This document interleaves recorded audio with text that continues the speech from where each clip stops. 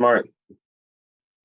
So I'm going to give you, I'm going to start by introducing the show, and then I will read your bio, introduce you, and then I'll welcome you to the show, and then we can begin. Great. Fantastic. Thank you again for coming on. I appreciate it. Oh, my pleasure. Thanks for having me. It's so Absolutely. Good. All right. Okay, we're recording, double recording. Cool. Come, Holy Spirit. Hello, everyone, and welcome to the Catholic Truth Podcast, where we teach and preach the Catholic faith that has come down over 2,000 years from Jesus and the apostles. Anyone from anywhere at any time from any religion can come to know what the Catholic Church teaches and why. We here at Catholic Truth want non-boring Catholicism, and we want to help you to know your faith, love your faith, and live it with passion and purpose.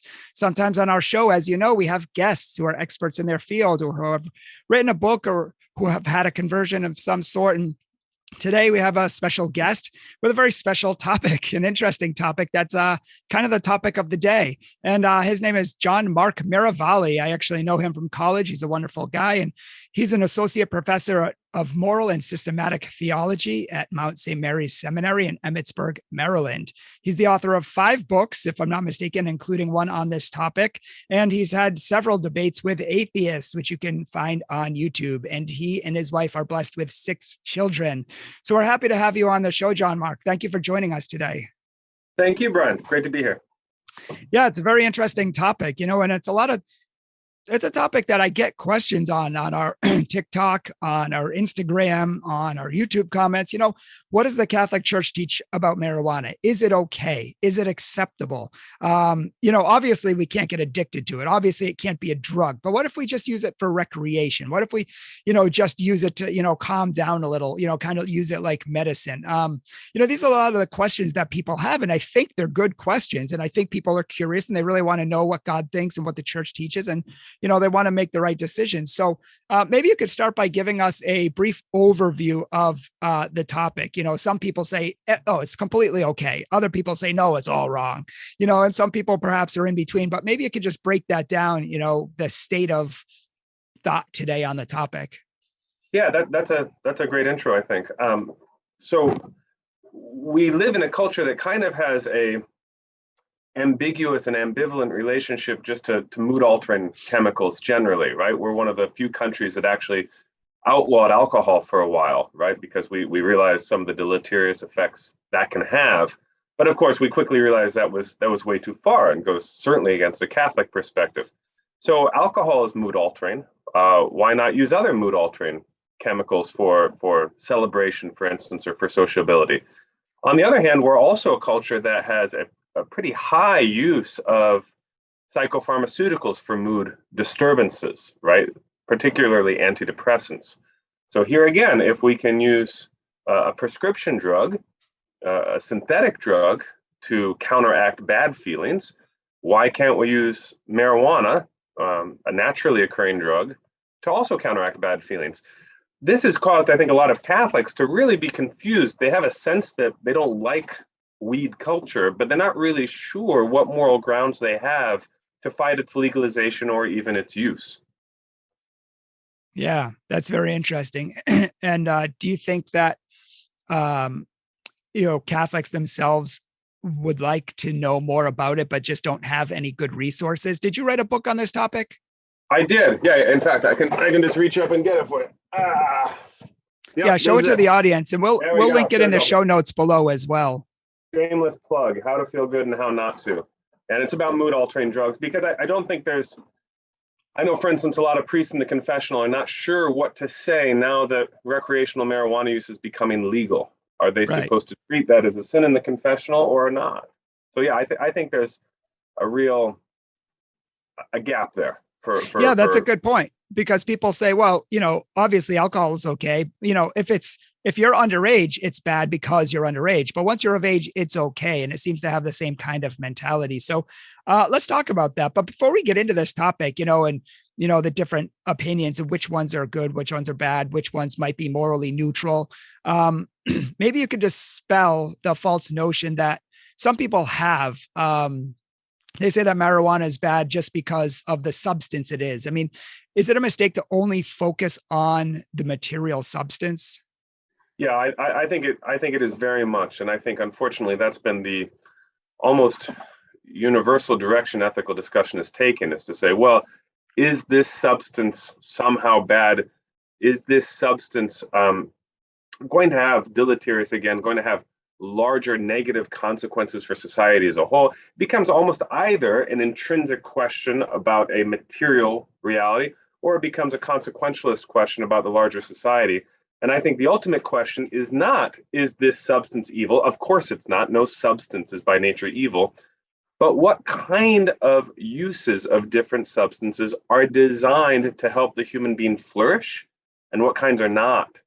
So I would give an example with the contraceptive pill, right? That's just a substance. It's not an evil substance. It's evil if you use it in such a way as to sterilize the woman even temporarily. It's not evil, at least not in theory, if you use it to help the woman regulate her period. So we want to make sure we don't sort of identify anything occurring in the natural order as somehow evil. The question is, how do uses of these substances tend towards the flourishing or the failing of the human person? Yeah, that makes sense. And I'll let you continue that thought in a second. It just reminds me of a talk that I heard once where it says, fire's a great thing. It heats, your house. It can be romantic. There's a lot of uses for it. You can use it for cooking, for staying alive outside in the cold weather, for keeping animals away. There's a lot of good uses for fire. But if you just throw it in the middle of your living room, it's going to burn down your house. So it really depends how you use it. And I thought that was a good idea. Someone likewise said, if you put water in your gas tank instead of, gasoline, it's not going to work. Water's fine, but if you use it in the wrong way, I don't know if that's what you're getting at. It just reminded me of those examples. No, that's exactly it. It's not so much the substance. It is the use, and whether that use is conducive to our nature. That is the question. Okay. So what are the different uses then? I mean, I think in your book, you outline 3 general classifications of different uses, and perhaps which ones are okay, which ones are not. But what are the 3 general usages that people have in our society today? And which ones are, well, why don't we start there and then we can discuss which ones are good and bad? I think that's a good start. So I would suggest that when you're dealing with a mood altering with a psychoactive chemical, there are 3 general categories of use. One is, we could call it a recreational drug use. And this is where you use the drug to artificially stimulate an experience neurologically. That would be one. You're trying to create an experience. In this case, you're trying to create a feeling. That would be recreational drug use. A second, so that for instance is when you smoke to get high, when you smoke weed to get high, when you take 5 shots of alcohol, actually. I would suggest it's the same thing. You're actually trying to leverage a chemical system in your brain to create a feeling. Okay.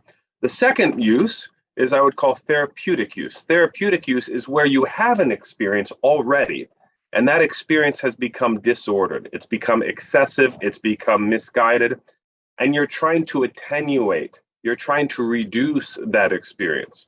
This is, for instance, the type of use, therapeutic use, when you give somebody a bunch of, you try to knock someone out with whiskey in the Civil War right before you cut their leg off, right, on the battlefield, right? This is anesthetic use of drugs. That's therapeutic use, is anesthetic. And then the third use, I would suggest, is where you're not using the chemical as a drug at all. And this is the use that I would call appreciative enjoyment. And this is where, for instance, I serve someone something that can affect their mood, but not chemically, but not because it can affect their mood chemically. If I offer someone a beer when they come over to my house, I could offer them beer, I could offer them whiskey, I could offer them tea, I could offer them coffee, or I could just say, would you rather have water? And I mean, what would you delight in? Not what would short circuit your neural systems. So the question is, how are people trying to use these different substances? Because there are very different moral rules with each of those uses. Again, recreational, therapeutic, and appreciative enjoyment. So recreational, medicinal, and enjoyment. Okay, Yeah, great. yeah. Why don't we start with those? Maybe let's take one at a time and just kind of break it down and let us know your thoughts on it, kind of the church's teachings on it, the morality of each one, that sort of thing. Sure. Let's start with therapeutic if we could, because Sure. therapeutic use, again, where you try to reduce an experience through chemical means, that's morally unproblematic in itself. Of course, you have to be prudent about how you do it. But for instance, the church says that drugs may be used for therapeutic purposes, just like anesthesia, because sometimes our experiences get out of hand. We can have a panic attack. We need to be sedated. It may be that we have overwhelming feelings of depression, and that a very careful clinical use of a certain chemical can help facilitate the therapeutic process. Now, I would recommend that all such uses be very temporary and only used in an ancillary way. Just like you use anesthesia when you're doing dental work, not because the anesthesia fixes the problem, but it facilitates fixing the problem. That kind of therapeutic use of chemicals can be very legitimate, has a sort of painkiller, has an anodyne for a temporary use, for a temporary strategy. Okay. Again, in the Catechism, the Church acknowledges that therapeutic use of drugs is legitimate, but it says that any non-therapeutic use of drugs is gravely immoral. So that could maybe be a transition into the recreational use. But this therapeutic use of drugs has a temporary, qualified, and careful strategy for helping someone. Does that make sense? Yeah, it does make sense. And I like what you say in your book and in your articles about anxiety or about depression. Some part of our body or mind or emotions is not working right, or it's on overdrive. And so we can use it in a medical way to kind of bring it back to where it was before in the right way, as a drug, not just as, I mean, I'm sure you'll bring this up at some point, but not just as recreation, perhaps. Some people say, well, I just smoke to keep calm. I just smoke to, just to, relax my nerves. I'm not sure that that's the same thing as using it in a medical way, but, maybe you can, continue on. Yeah, and it might be, right, in the sense that I'm okay myself. I think you could legitimately qualify it as therapeutic if your girlfriend just broke up with you after 3 years, or if you just got out of a terrible car accident, you saw someone die and you say, I need a stiff drink. That would be a therapeutic use because you're trying to reduce your feelings of anxiety, your feelings of fear. It shouldn't become a habit, right? Because it is literally self-medicating. But I don't think that, at least in principle, the idea of having a drink to steady your nerves or even to reduce your anxiety is necessarily wrong. Now, if that anxiety is a habitual anxiety, obviously booze isn't the answer, and neither is drugs. But it can be a temporary crutch that can facilitate healing if need be, right? Yeah, and that would be the danger, is to replace actual healing and getting actual help and dealing with the problems and just medicating yourself long term. It's always got to be supplemental. It can never be the primary means for dealing with an emotional problem. Okay. So it's acceptable and, for, medical, reasons, temporary, not getting, long-term or addicted or anything like that. But what were the other two that you wanted to discuss? And, what would you say about them? Good. So then the next one is recreational. And again, therapeutic, what defines therapeutic is that you're trying to reduce an experience. What defines recreational is that you are trying to chemically produce an experience. And whenever you try to chemically produce an experience, it is a false experience. It is an artificial, a bogus, and therefore a disordered experience. Let me give you an example. If I go up to a girl at a bar and I say, you know what? I've seen you and you're the only girl in the bar and I find you very unattractive. I think you're an ugly girl. But I'm going to have about 6 beers and after that, I'll find you very attractive. So can you just stick around for a little bit? She is not going to appreciate my attraction after 5 beers because she knows my attraction is not authentic. It's an artificial chemical facsimile. It's a counterfeit experience. There was a movie that came out in the 90s. I don't know if you ever saw it. It was called Stuck on You, but there's one funny scene where a guy is in a bar and he's throwing darts and he accidentally misses and he hits a guy in the head. And the guy lowers his beer. He's got a dart sticking out. He lowers his beer. He says, I taste ice cream. And the other guy says, you got a dart in your head, you dumb idiot. What's the point? The point is he doesn't really taste ice cream. His experience is hallucinatory. And just as we can have hallucinatory experiences visually or even in other senses, so we can have hallucinatory experiences emotionally. And that means that our faculties are not working the way they're supposed to. So I believe, and I think this is at least implied, for instance, in the Catechism and in other statements that the church has made. There's a great document called the Church Drugs and Drug Addiction. I believe that anytime you are trying to create a feeling of euphoria, a feeling of affection, a feeling of friendliness with a drug, what you're actually trying to do is create the illusion of those experiences. And that is not what our faculties were made for. We were made for true joy. We were made for true affection. We were made for a real appreciation of beauty. And that anytime we use drugs, particularly marijuana, to counterfeit these experiences, we're really warping and abusing our own faculties. Very interesting. Yeah, that's very, very well explained, very clear and concise. So we would not be able, you would say it's an immoral use in that case. Yes, and I have to say, I think it's not just limited to marijuana, although I think virtually all cases of marijuana use, except those that, for instance, might be used has an anodyne, has an anesthetic. I've known cancer patients who couldn't get to sleep unless they had some marijuana brownies. There wouldn't necessarily be anything morally problematic about that. You'd have to make some medical examination, but at least in terms of the moral principles we're looking at, that would be legitimate. But if you're using it in a recreational context, well, then you're trying to fake joy. You're trying to have a deceptive pleasure. And that's not what we were made for. We were made for real joy. We were made for real pleasure. So this almost sounds like it goes back to you're not actually dealing with your problems. It's almost like, you're just using it as a mask or a Band-Aid and you're not fixing the wound. And it goes back to the same problematic aspect of staying on drugs long-term, even for medicinal reasons, even though you probably don't need to because you could fix the problems, but you're not. They're supposed to be like a temporary use. Is it similar to that? I think there is a similarity, but I do think there's a difference. So there could be the similarity with therapeutic use, that you're not really addressing what the cause of these disordered experiences is. I think with recreational use, you're not willing to do the work to take delight in reality. And that takes discipline. So I wrote another book on beauty, and it's about the discipline of delight, the discipline that it takes to find the goodness of the world, to find the goodness of other people, to find the goodness of oneself.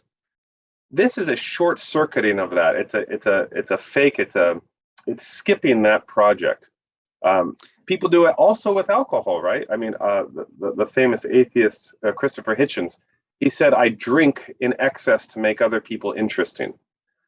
Well, that's an insult to everyone else, right? Because other people are interesting, and he simply wasn't willing to do the work to see the goodness that was in them.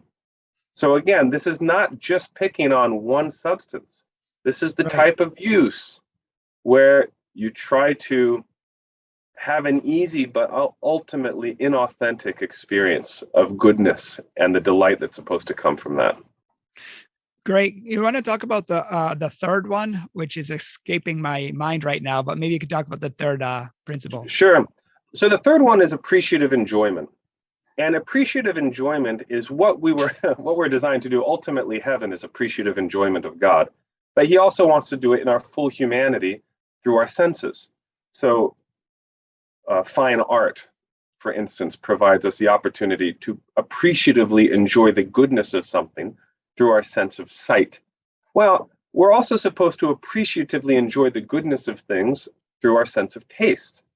And we do that with food. Babette's Feast is the great film based on the wonderful short story about how we encounter transcendent goodness through food. We're also supposed to do it through drink. And that includes alcoholic drinks, because alcoholic drinks are particularly good.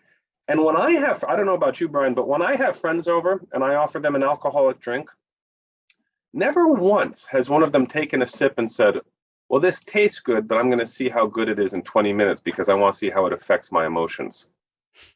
Nobody's ever done that. right?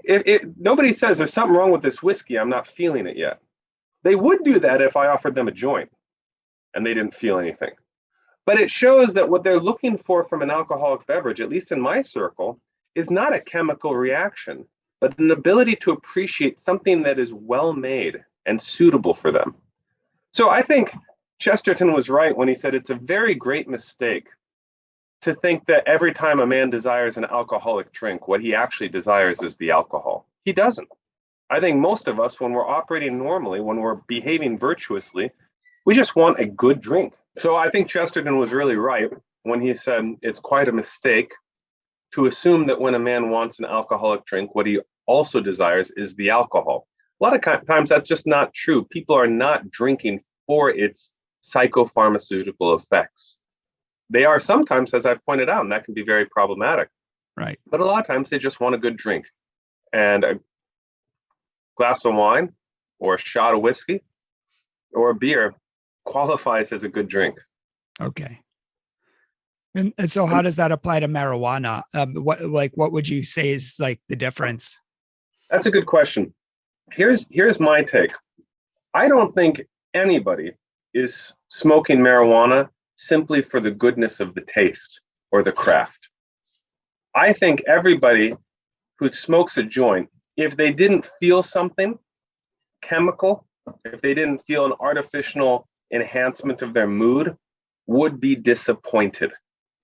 And that means I simply don't think people are, I accept that there can be appreciative enjoyment in marijuana use. But I do not accept that there is ever only appreciative enjoyment that people are looking for. I think every time they go, so the example I use in my book is, imagine you had a device and you pushed the button and it sent some radio signals to your brain, made you feel good. I would call that a recreational drug and immoral. Now imagine over time, they made this little box with the button, they made it out of rosewood and they carved it with intricate designs, and maybe they made movies with Cheech and Chong about this little box, right? Okay, I'm happy to accept that part of the pleasure would then be the association, the cultural association of the beautiful box. At the same time, if you push that button and you didn't feel the effect, you'd wonder what was wrong with your box. That's what marijuana is in our culture. Marijuana is a mood-altering box. If it doesn't work, people are disappointed, and that shows that at least in recreational settings, they shouldn't be using it in the first place. Okay, so you would say that is immoral. Yes, I do think so. Okay. Again, I just keep hearing, it doesn't deal with the actual problems, but, so what if some people just get together at a friend's house and four of them sit around and they just, smoke weed and, would that be problematic? Would that be good, bad, okay, if they're just hanging out with friends, whatever? Yeah, I think it definitely would be problematic because they're trying to artificially stimulate pleasure through a drug. And if someone says, well, but it facilitates sociability, I would say, why does the goodness of your friends not facilitate sociability? Right? What's going on? If you can't see the goodness of your friends on your own, taking a drug designed to dull your intellect and artificially stimulate your emotional life is not going to make you more insightful on their goodness, any more than my having 5 beers will really help me appreciate a woman's beauty. Right. Yeah. And it almost seems like, it's a drug to make them feel better, which is problematic in itself because it shows that something's wrong that's not being dealt with, in my opinion. Maybe they need counseling, maybe they need friends that actually care for them and take, delight in them or, care for their good or whatnot. But the problem is, it seems to be a never ending rabbit hole, in my opinion, not that I have experience in it, but it seems like a rabbit hole, where you just keep having to create this feeling or create this high or create this worldview that you want to stay happy. It's like a wound that never heals that you just keep putting a new Band-Aid on each and every time. What would you say, from your experience and maybe just from seeing people or researching this, what are the I don't know how to say it, the negative effects or the long-term effects of people who just continually get together to try to change their mood and need it to, get a high or, reprogram their reality or whatnot, like what are the effects you see that on people or teens, just our culture in general? Yeah, I think the real evil of therapeutic drug use is its disconnection from reality. I think people, as Ratzinger said before he was Pope Benedict, he said, drugs is the sign that we cannot engage the world and find it good, and so we try to fantasize to another one. So, for instance, our hope, famously during COVID, churches were shut down, but liquor stores and marijuana dispensaries were open, right? Which shows the type of dependence our culture has on chemically mood-altering systems. So, what's the evil? The evil is not just that they're not dealing with deep wounds. That is an evil. I absolutely grant that. But I would suggest a greater evil is that they're not cultivating the ability to engage with reality. Let me give another example. Masturbation is very, very similar to recreational drug use, because what you're doing is you're artificially stimulating a faculty of pleasure that is designed to respond to a real and fitting good. So what happens with masturbation? Well, with masturbation, what happens is not only are you warping the faculty of sexual love, but you're reducing all the motivation to go out and pursue the real good that this faculty was meant to respond to. What are we meant to respond to? We're meant to respond with delight to truth, goodness, and beauty. That's what the human soul is made for, truth, goodness, and beauty. And that's why real truth, real goodness, real beauty gives us unutterable delight. The real horror of drug use, of recreational drug use, is that it perverts our faculties, as I've said, right? Because it makes them not respond to the truth. It makes them produce these counterfeit experiences. But it also reduces our motivation, which of course is very much associated with marijuana users. It reduces our motivation to go out and seek genuine truth, to do something really good with our lives, and to find, real beauty. That's the tragedy, right? Is that just as we have stunted men sexually when they get into the habit of masturbation, so too do we have stunted human beings in all these areas of human development, because they're satisfying their desires for truth, goodness, and beauty, for achievement, for knowledge, and for and for the glory of God as manifest in the world. They're wasting all that on fake pleasure. Very interesting. I think I liked what you said about Pope Benedict, and he said it disconnects us from reality. And that's a huge problem, because God made us to live in reality. God made us to experience true beauty, grace, goodness, truth, all of that. And I think you can correct me if I'm wrong, but I think that's the difference between alcohol and marijuana, is you can have a drink and you're not disconnected from reality. You could have 2 drinks, perhaps, or 3, depending on who you are, and not be disconnected from reality. My wife's weird. She is a woman who doesn't like chocolate, like I'm weird because I don't like alcohol. There's not a single alcoholic drink that I've ever liked. I get the taste of alcohol and I just don't like it. I'm weird. Sure. Yeah. So if I drank, I probably would be impaired even with 1 drink, and that would be problematic. And so, but most people could have a drink and not be disassociated from reality, not lose their faculties, not get buzzed or get drunk.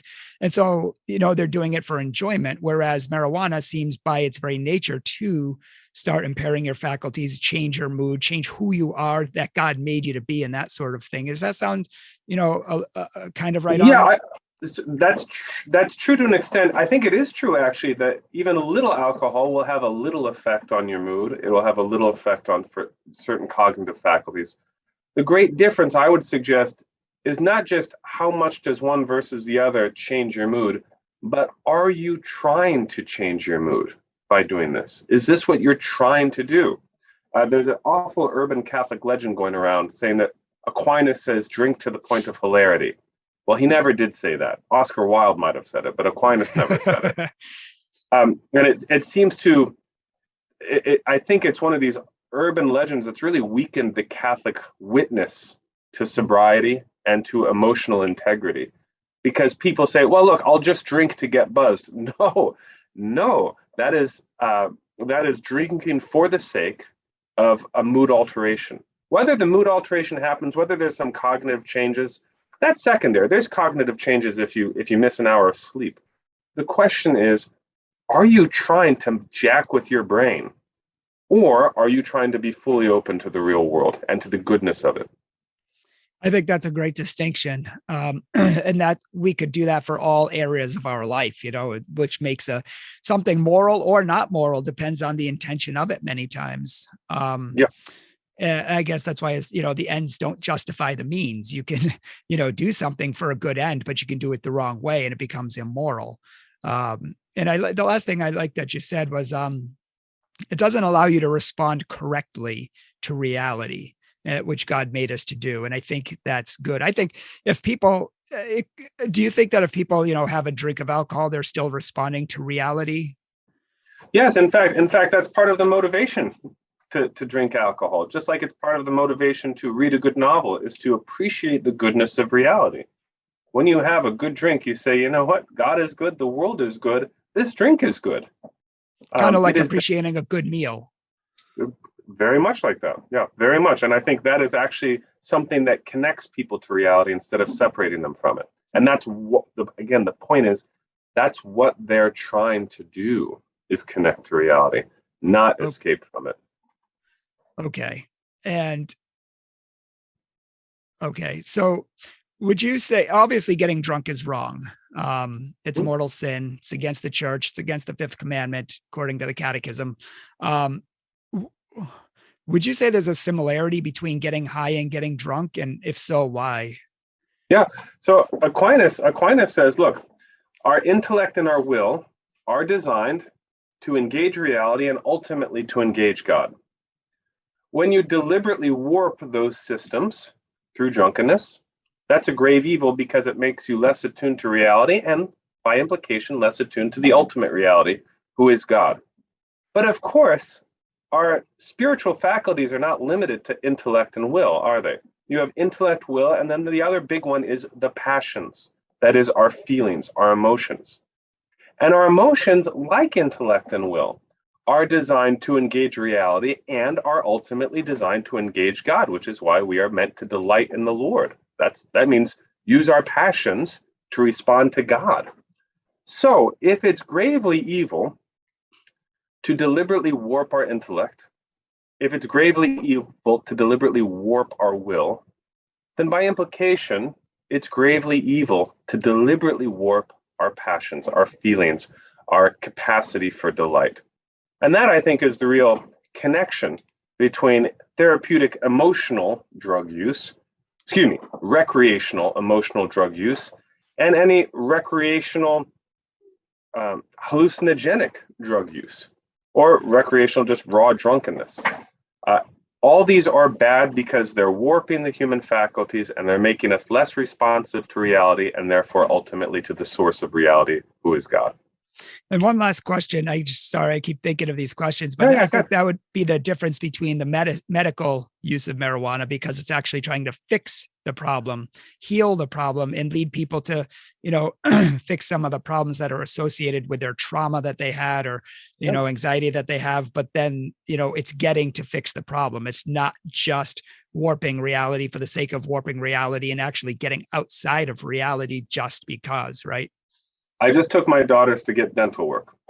And if the doctor had said, we found some cavities and I know those cavities are hurting them, so we're just going to give them some laughing gas. And if the pain comes back, let us know, we'll give them more laughing gas.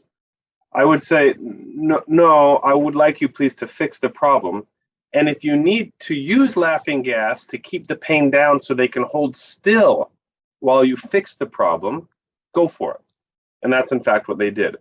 So again, therapeutic drugs are there to reduce an experience so that you can get at the root of whatever is causing this problematic experience.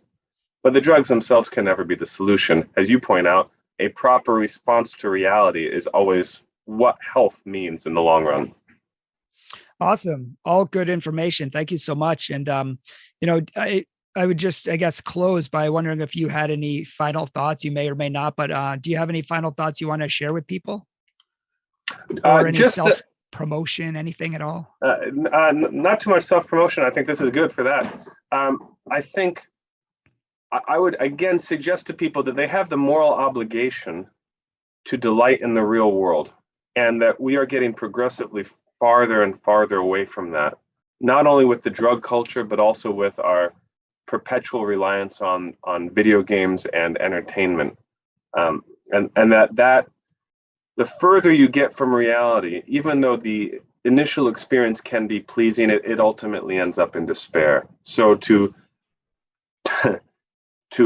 formulate strategies for how am I going to celebrate the real world, and not try to escape from it. I think that's one of the big challenges of our day. Absolutely, 100%. And I see that too with video games and TV and just addictions of Netflix and all this sort of thing. Social media, scrolling for hours and hours and hours.